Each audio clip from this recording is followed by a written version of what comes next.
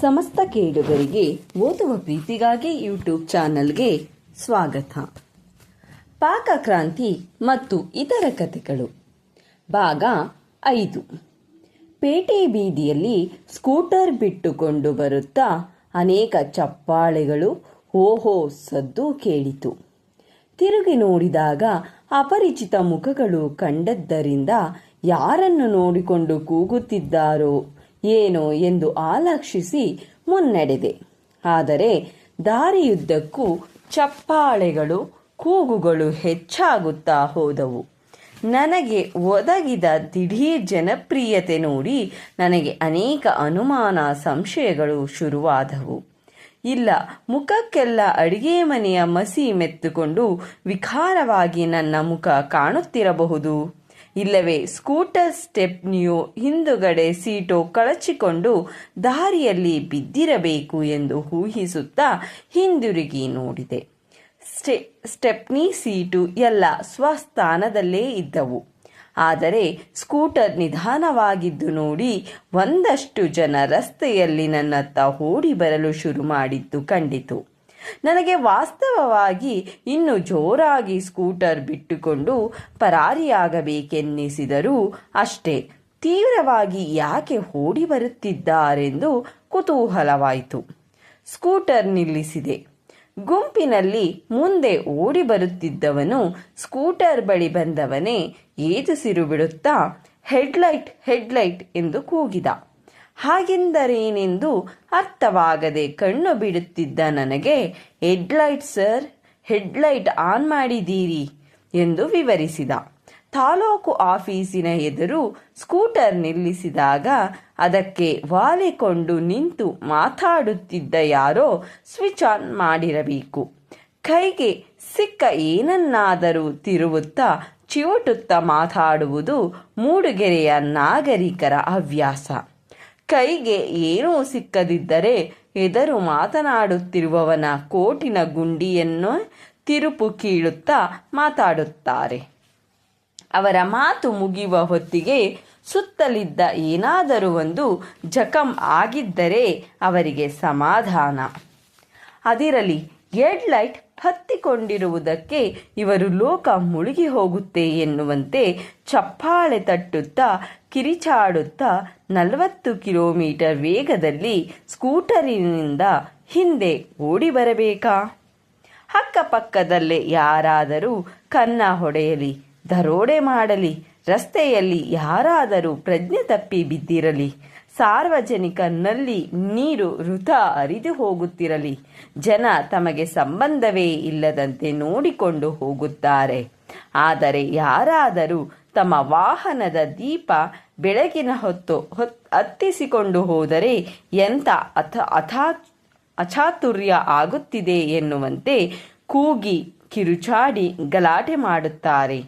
ಒಮ್ಮೆ ಬೇಕೆಂದೇ ದೀಪ ಹಾಕಿಕೊಂಡು ಪೇಟೆಯ ಎಲ್ಲ ಬೀದಿಗಳಲ್ಲೂ ತಿರುಗಾಡಿ ಊರಿಗೆ ಊರೇ ಹುಚ್ಚು ಹಿಡಿದಂತೆ ಚಪ್ಪಾಳೆ ತಟ್ಟುತ್ತಾ ಕಿರಿಚಾಡುವುದನ್ನು ನೋಡಬೇಕೆಂದಿದ್ದೇನೆ.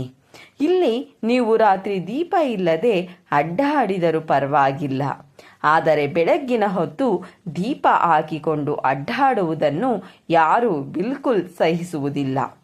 ಓಡಿ ಬಂದಾತ ನಾನು ಸ್ವಿಚ್ ಆರಿಸಿದ್ದನ್ನು ನೋಡಿ ಸಮಾಧಾನದಿಂದ ಹಿಂದಿರುಗಿದ. ಅವನ ಹಿಂದಿದ್ದ ಪರೋಪಕಾರಿಗಳು ಅವನಿಗೆ ಸರಿಯಾಗಿ ಹೇಳಿದೆಯಾ ಎಂದು ಕೇಳಿದರು. ಅವನು ತಲೆಯಾಡಿಸಿದ್ದನ್ನು ನೋಡಿ ದೊಡ್ಡ ಅನಾಹುತ ತಪ್ಪಿದ ಸಮಾಧಾನದಲ್ಲಿ ಹಿಂದಿರುಗಿದರು.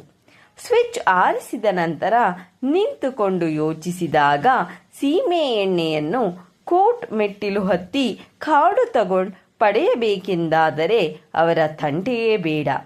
ಅದರ ಬದಲು ಪೆಟ್ರೋಲ್ ಬಂಕಿಗೆ ಹೋಗಿ 1 ಲೀಟರ್ ಡೀಸೆಲ್ ಎಣ್ಣೆಯನ್ನೇ ತಗೊಂಡರೆ ಒಳ್ಳೆಯದಲ್ಲವೇ ಎನ್ನಿಸಿತು. ಗಲ್ಫ್ ಯುದ್ಧ ಮುಗಿದ ಮೇಲೆ ಅದಕ್ಕೇನು ಕೊರತೆ ಇರಲಿಲ್ಲ. ಸೀಮೆ ಎಣ್ಣೆಗಿಂತ ಡೀಸೆಲ್ ಕೊಂಚ ದುಬಾರಿ ಇರಬಹುದು. ಆದರೂ ಫೋಟೋ ತೆಗೆಸುವುದು, ಕೋಟಿಗೆ ತಿರುಗುವುದು, ಈ ಖರ್ಚುಗಳನ್ನೆಲ್ಲ ಸೇರಿಸಿದರೆ ಸೀಮೆ ಎಣ್ಣೆ ಪೆಟ್ರೋಲ್ಗಿಂತ 4 ಪಟ್ಟು ದುಬಾರಿಯಾಗುವುದರಲ್ಲಿ ಸಂಶಯವಿರಲಿಲ್ಲ. ಜೊತೆಗೆ ಡೀಸೆಲ್ ಎಣ್ಣೆ, ಪೆಟ್ರೋಲ್, ಸೀಮೆ ಎಣ್ಣೆಗಳಂತೆ ಬೆಂಕಿಗೆ ಪಕ್ಕನೆ ಹತ್ತಿಕೊಳ್ಳುವುದಿಲ್ಲ. ಆದ್ದರಿಂದ ನಾನು ಅಡುಗೆ ಮನೆಯಲ್ಲಿ ಕೊಂಚ ಅಜಾಗರೂಕತೆಯಿಂದಿದ್ದರೂ ಬೆಂಕಿ ಅನಾಹುತವೇನೂ ಆಗಲಾರದು ಎನ್ನಿಸಿತು. ನಾನು ಅಲ್ಲಿಂದ ಹೊರಡಲು ತಯಾರಾಗುತ್ತಿದ್ದಂತೆಯೇ ಮತ್ತೆ ಚಪ್ಪಾಳೆ ಸದ್ದು ಕೇಳಿತು.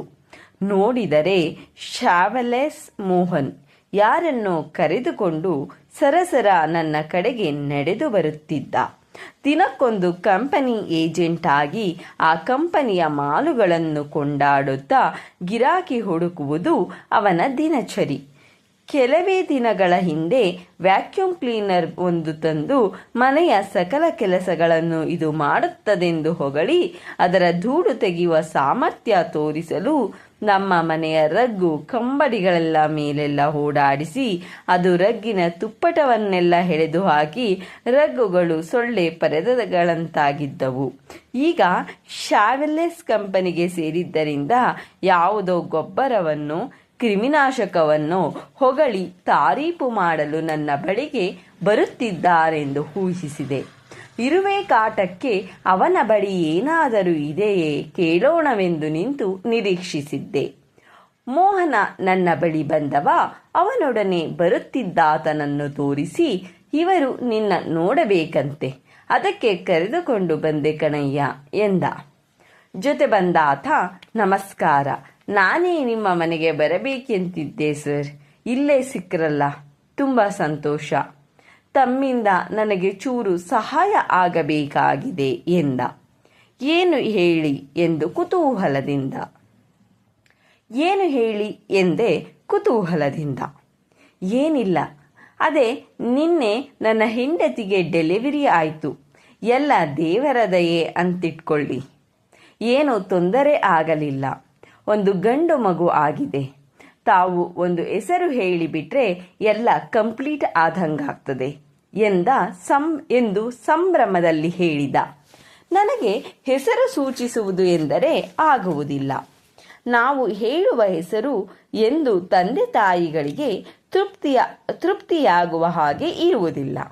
ಜೊತೆಗೆ ಯಾವನೋ ಬಟ್ಟನ ಕೈಲಿ ಕೇಳಿಸಿ ಟಾಯಿಂದ ಶುರುವಾಗುವ ಹೆಸರು, ಲಾಯಿಂದ ಶುರುವಾಗುವ ಹೆಸರು ಆಗಬೇಕೆಂದು ನಿರ್ಧರಿಸಿಕೊಂಡು ಬಂದಿರುತ್ತಾರೆ. ಅಂಥ ಅಕ್ಷರಗಳಿಂದ ಆರಂಭವಾಗುವ ಪದಗಳು ಬರೀ ಅವ್ಯಾಚ್ಯ ಶಬ್ದಗಳೇ ನಮ್ಮ ತಲೆಗೆ ಹೊಳೆಯತೊಡಗುತ್ತವೆ. ಹುಟ್ಟಿಸಿದವರಿಗೋ ಸುಮನೋಹರ, ಅದ್ಭುತ, ಅರ್ಥಗರ್ಭಿತ ಶಬ್ದಗಳು ಬೇಕಾಗಿರುತ್ತವೆ. ಅಲ್ಲ ರೀ, ಅದು ತಂದೆ ತಾಯಿಗಳ ಜವಾಬ್ದಾರಿ ಅಲ್ವೇನ್ರಿ?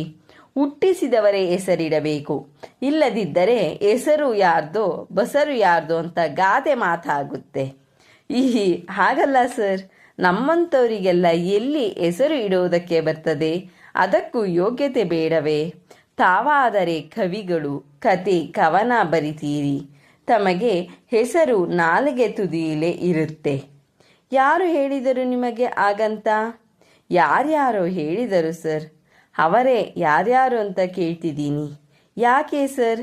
ಅಲ್ಲ, ಜನ ಎಂತೆಂಥವರು ಇರ್ತಾರೆ ಅನ್ನೋದು ತಿಳ್ಕೊಳ್ಳೋಣ ಅಂತ.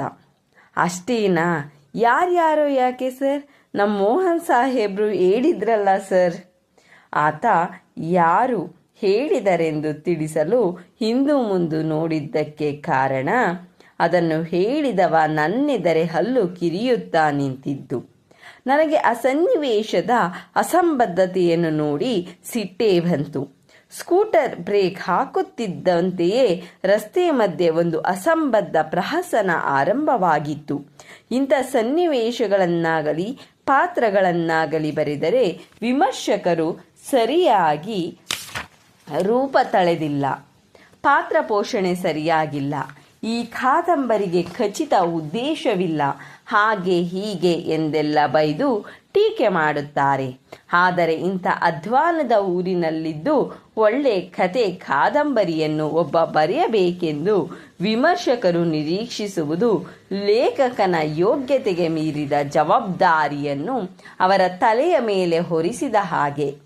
ಖ್ಯಾತ ವಿಮರ್ಶಕರಾದ GH ನಾಯ್ಕರನ್ನು TP ಅಶೋಕರನ್ನು ಇಲ್ಲಿಗೆ ಸೀನಿಯಾರಿಟಿ ಪ್ರಕಾರ ಸರ್ಕಲ್ ಇನ್ಸ್ಪೆಕ್ಟರ್, ಸಬ್ ಇನ್ಸ್ಪೆಕ್ಟರ್ ಆಗಿ ನೇಮಿಸಿ ಬ್ರಹ್ಮ ಸೃಷ್ಟಿಯ ಈ ಪಾತ್ರಗಳಿಗೆಲ್ಲ ಚೆನ್ನಾಗಿ ಚರ್ಚಿಸಿ ಸರಿಯಾಗಿ ವರ್ತಿಸುವಂತೆ ಹೇಳಿಕೊಡದಿದ್ದರೆ ಇಲ್ಲಿ ತುಂಬಿ ತುಳುಕುತ್ತಿರುವ ಈ ಅಸಂಬದ್ಧ ಪಾತ್ರಗಳೆಲ್ಲ ಕತೆ ಕಾದಂಬರಿಗಳೊಳಗೆ ನುಸುಳುವುದನ್ನು ಒಬ್ಬ ಲೇಖಕನಿಂದ ತಡೆಯಲು ಸಾಧ್ಯವೇ? ನಾನು ಸಾಯುವವರೆಗೂ ಒಳ್ಳೆ ಕತೆ ಕಾದಂಬರಿ ಬರೆಯುವುದು ಅಸಾಧ್ಯವೇ ಸರಿ.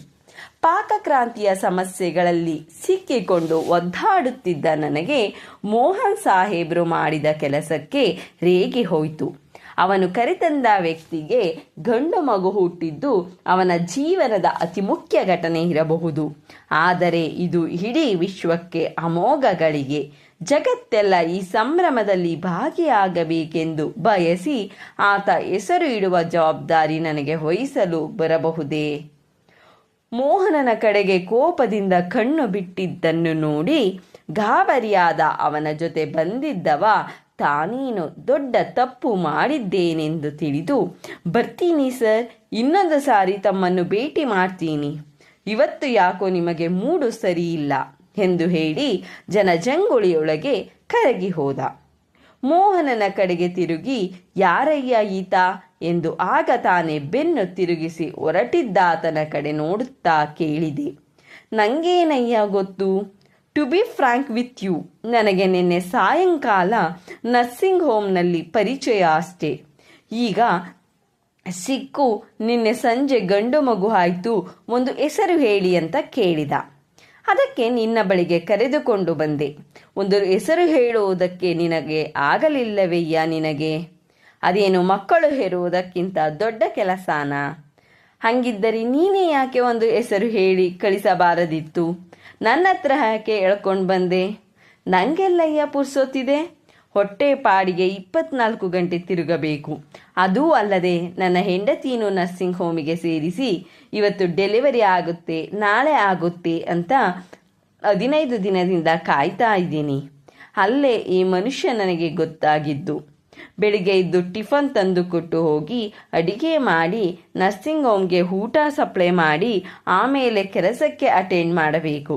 ಅಡಿಗೆ ಕೆಲಸ ಅಂದರೆ ಏನು ಹುಡುಗಾಟ ಅಂದ್ಕೊಂಡಿದ್ದೀಯಾ? ನಾನಾಗಿದ್ದಕ್ಕೆ ಒಂದು ಸಿಂಪಲ್ ಫಾರ್ಮುಲಾ ಇಟ್ಟುಕೊಂಡು ಹೇಗೋ ನಿಭಾಯಿಸ್ತಿದ್ದೀನಿ. ನೀನು ಒಂದು ಹೆಸರು ಹೇಳಿದರೆ ತಲೆ ಬಿಸಿ ಮಾಡ್ಕೊಂಡು ಗುರ್ರಂತೀಯ. ನನ್ನ ಕಷ್ಟ ನಿನಗೆ ಬಂದಿದ್ರೆ ಹುಚ್ಚು ಹಿಡಿತಿತ್ತು ಎಂದು ತತ್ವಜ್ಞಾನಿಯ ಥರ ಮುಖ ಮಾಡಿಕೊಂಡು ಮೋಹನ್ ಮಾತಾಡಿದ. ಅವನ ಹತ್ತಿರ ಇರುವೆ ಉಚ್ಚಾಟಿಸಲು ಅಡಿಗೆ ಮನೆಯಲ್ಲಿ ಉಪಯೋಗಿಸಬಹುದಾದ ಕ್ರಿಮಿನಾಶಕಗಳು ಇವೆಯಾ ಕೇಳಬೇಕೆಂದುಕೊಂಡಿದ್ದ ನಾನು ಅವನು ಅಡಿಗೆಗೆ ಸಿಂಪಲ್ ಫಾರ್ಮುಲಾ ಮಾಡಿಕೊಂಡಿದ್ದೇನೆಂದು ಹೇಳಿದ ಕೂಡಲೇ ಅದೇನೆಂದು ತಿಳಿದುಕೊಳ್ಳಬೇಕೆಂದೆನಿಸಿತು. ಅವನನ್ನು ಉಪಾಯದಲ್ಲಿ ಕಾಫಿ ಕುಡಿಯೋಣ ಬಾ ಎಂದು ಹೋಟೆಲ್ಲಿಗೆ ಕರೆದೊಯ್ದು ನನ್ನ ಪಾಕಕ್ರಾಂತಿಯ ತೊಂದರೆ ತಾಪತ್ರಯಗಳನ್ನೆಲ್ಲ ವಿವರಿಸಿದೆ. ಏನಯ್ಯ ನೀನು ನನಗೆ ಒಂದು ಮಾತು ಮೊದಲೇ ಹೇಳಬಾರದಾ? ಫೂಲಿಶ್ ಫೆಲೋ, ಅವನ್ಯಾವನ ಮೇಲೋ ಸುಖ ಸುಮ್ಮನೆ ರೇಗಿ ಎದರಿಸಿದೆಯಲ್ಲ. ಒಂದು ಕ್ಷಣದಲ್ಲಿ ಚಿಟಿಕೆ ಹೊಡೆದ ಹಾಗೆ ಅಡಿಗೆ ಮಾಡುವ ಉಪಾಯ ಹೇಳಿಕೊಡ್ತೀನಿ ಬಾ ಎಂದ ಮೋಹನ. ಕ್ಷಣದಲ್ಲಿ ಚಿಟಿಕೆ ಹೊಡೆದ ಹಾಗೆ? ಹಾಗಾದರೆ ಪಾಕಕ್ರಾಂತಿಯ ನಾಯಕತ್ವ ವಹಿಸಲು ಇವನೇ ಸರಿಯಾದ ಮನುಷ್ಯ.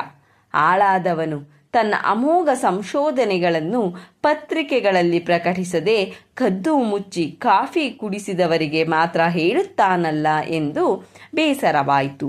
ಹಾಗಾದರೆ ಇವನ ಸಂಶೋಧನೆಯನ್ನು ಕಾರ್ಯರೂಪಕ್ಕೆ ತಂದ ಕೂಡಲೇ ಅದನ್ನು ಪೇಪರುಗಳಿಗೆ ಬರೆದರೆ ಅದರ ಕ್ರೆಡಿಟ್ ಅಷ್ಟನ್ನು ನಾನೇ ತಗೊಳ್ತೇನೆ ಎಂದು ಯೋಚಿಸಿದೆ. ಅದೇನು ಫಾರ್ಮುಲಾ ಹೇಳಯ್ಯ? ಬರೀ ಕಾಫಿ ಆರ್ಡರ್ ಮಾಡ್ತಿದ್ದೀಯಲ್ಲ, ತಿಂಡಿ ಬೇಡವೇನೋ ಎಂದು ಪುಸಲಾಯಿಸಿದೆ. ಸಿಂಪಲ್ ಕಣಯ್ಯ, ಏನೆಂದರೆ ನಿನಗೆ ಕೊಂಚ ಕಾಮನ್ ಸೆನ್ಸ್ ಇರಬೇಕಷ್ಟೇ.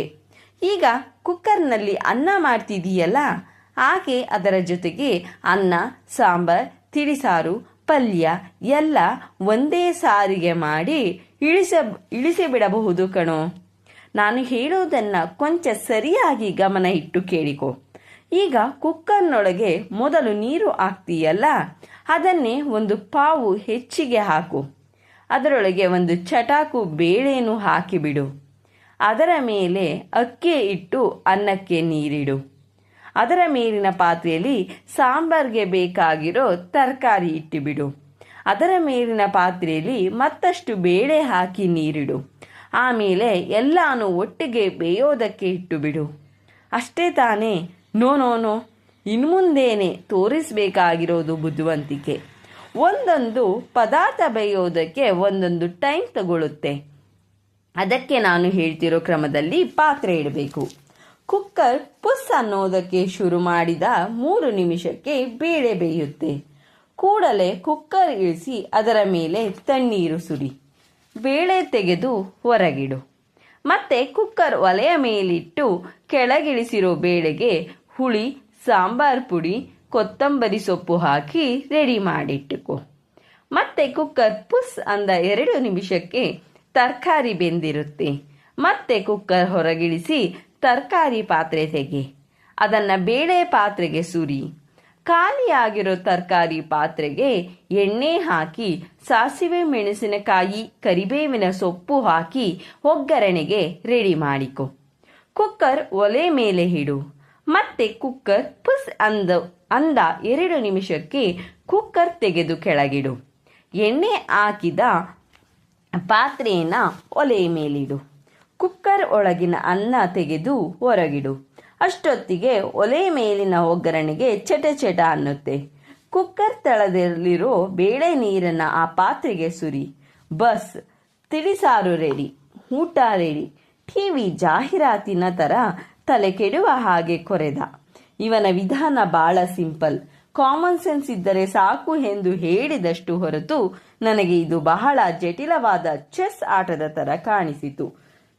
ಜೊತೆಗೆ ಕೈಗೆ ವಾಚ್ ಕಟ್ಟಿಕೊಂಡು ಲೆಕ್ಕಾಚಾರ ಹಾಕಬೇಕು. ಇದಲ್ಲದೆ ಇವನ ಅಡುಗೆ ವಿಧಾನದಲ್ಲಿ ಉಪ್ಪಿನ ಪ್ರಸ್ತಾಪವೇ ಇಲ್ಲ. ಇವನು ನಿಜವಾಗಿಯೂ ಈ ವಿಧಾನದಲ್ಲಿ ಅಡುಗೆ ಮಾಡುತ್ತಿದ್ದಾನೋ ಅಥವಾ ನನ್ನ ತಲೆ ಕೆಡಿಸಲು ಈ ಥರ ಮಗ್ಗಿ ಹೇಳುತ್ತಿದ್ದಾನೋ ಅನುಮಾನ ಶುರುವಾಯಿತು. ಏನಯ್ಯ ನೀನು ಹೇಳ್ತಿರೋದು? ಅಡಿಗೆನೋ ದೊಂಬ್ರಾಟನೋ ಗೊತ್ತಾಗಲಿಲ್ಲ. ಅದನ್ನು ತೆಗೆದು ಇದಕ್ಕೆ ಹಾಕು, ಇದನ್ನು ತೆಗೆದು ಅದಕ್ಕೆ ಹಾಕು, ಮತ್ತೊಂದನ್ನು ತೆಗೆದು ಮಗದೊಂದಕ್ಕೆ ಸುರಿದು ಒಲೆ ಮೇಲಿಟ್ಟರೆ ಸಾಕು, ಬಸ್ ಊಟ ರೆಡಿ ಅಂತಿದ್ದೀಯಲ್ಲ. ಅಡುಗೆ ಮನೆ ಅಂದರೆ ಸರ್ಕಸ್ ಕಂಪ್ನಿ ಅಂತ ತಿಳಿದಿದ್ದೀಯಾ? ಹಾಗೂ ಹೋಗುವಂಥದ್ದು ಏನಾದರೂ ಇದ್ರೆ ಹೇಳಪ್ಪ ಎಂದೆ. ತುತ್, ನಾನು ಹೇಳಿದ್ದನ್ನು ಫಾಲೋ ಮಾಡಿ ನೋಡು. ಅಡುಗೆ ಆಗುತ್ತೋ ಇಲ್ವೋ ಗೊತ್ತಾಗುತ್ತೆ. ನನ್ನ ಹೆಂಡತಿ ಸಹಿತ ನನ್ನ ಫಾರ್ಮುಲಾ ಫಾಲೋ ಮಾಡ್ತಿದ್ದಾಳೆ. ಅಂಥದ್ರಲ್ಲಿ ಕತೆ ಕಾದಂಬರಿ ಬರಿತೀಯಾ? ನಿನಗೆ ಆಗೋಲ್ಲವಾ? ನಿನಗೆ ಒಂದು ಕಾಗದದಲ್ಲಿ ಸರಿಯಾಗಿ ಬರೆದೇ ಕೊಟ್ಟು ಬಿಡ್ತೀನಿ ತಾಳು ಎಂದು ಕಾಗದ ತೆಗೆದುಕೊಂಡು ಬರೆಯತೊಡಗಿದ. ಕತೆ ಕಾದಂಬರಿ ಬರೆಯುವ ಸಕಲ ವಿದ್ಯಾ ಪಾರಂಗತರು ಸರ್ವಗುಣ ಸಂಪನ್ನರು ಎಂದು ಇವರೆಲ್ಲರಿಗೂ ಯಾರು ಹೇಳಿದರೋ ಗೊತ್ತಿಲ್ಲ. ಕತೆ ಬರೆಯುವವರು ಹೆಂಗಸರಿಗಿಂತ ಬುದ್ಧಿವಂತರೇ? ಕತೆ ಬರೆಯುವವರ ನಾಲಿಗೆ ತುದಿಯಲ್ಲಿ ಇವರು ಹುಟ್ಟಿಸಿದ ಮಕ್ಕಳು ಹೆಸರೆಲ್ಲ ಇರುತ್ತಾ? ಕತೆ ಬರೆಯುವವರು ಚಿಟಿಕೆ ಹೊಡೆದರೆ ಅಕ್ಕಿ ಅನ್ನ ಆಗಿ ನೀರು ಸಾಂಬಾರ್ ಆಗುತ್ತಾ? ಮೋಹನ್ ತನ್ನ ಸಿಂಪಲ್ ವಿಧಾನವನ್ನು ಕಾಗದದಲ್ಲಿ ಬರೆಯುತ್ತಿರಬೇಕಾದರೆ ಇದನ್ನೇ ಯೋಚಿಸಿದೆ. ಅಲ್ವೋ, ನಿನ್ನ ಅಡಿಗೆಯಲ್ಲಿ ಉಪ್ಪಿನ ಪ್ರಸ್ತಾಪನೇ ಇಲ್ವಲ್ಲೋ? ನಿನ್ನ ಹೆಂಡ್ತೀನು ಇದನ್ನೇ ಫಾಲೋ ಮಾಡ್ತಾಳೆ ಅಂತೀಯ? ನನಗಂತೂ ನಂಬಿಕೆನೇ ಬರಲ್ಲಯ್ಯ. ಅದಕ್ಕೆ ನಿನಗೆ ಫೂಲಿಶ್ ಫೆಲೋ ಅಂದಿದ್ದು. ನೀನು ಮೊದಲೇ ಸಾರಿಗೆ ಸಾಂಬಾರಿಗೆ ಉಪ್ಪು ಹಾಕಿದರೆ ಬೇಳೆ ಬೇಯೋದಕ್ಕೆ ಡಬ್ಬಲ್ ಟೈಮ್ ತಗೊಳ್ಳುತ್ತೆ. ಅಷ್ಟು ಹೊತ್ತಿಗೆ ಅನ್ನ ಗಂಜಿ ಆಗಿರುತ್ತೆ. ಅಷ್ಟು ಕಾಮನ್ ಸೆನ್ಸ್ ಇಲ್ಲವಾ ನಿನಗೆ? ರುಚಿಗೆ ತಕ್ಕಷ್ಟು ಉಪ್ಪು ಆಮೇಲೆ ಹಾಕಿಕೊಳ್ಳೋದಕ್ಕೆ ಬರೋಲ್ವಾ? ಅದನ್ನು ಕೊನೆಯಲ್ಲಿ ಬರ್ದಿರ್ತೀನಿ ತಗೋ ಎಂದು ಬರೆಯುತ್ತಾ ಮೋಹನ ಹೇಳಿದ. ಧನ್ಯವಾದಗಳು.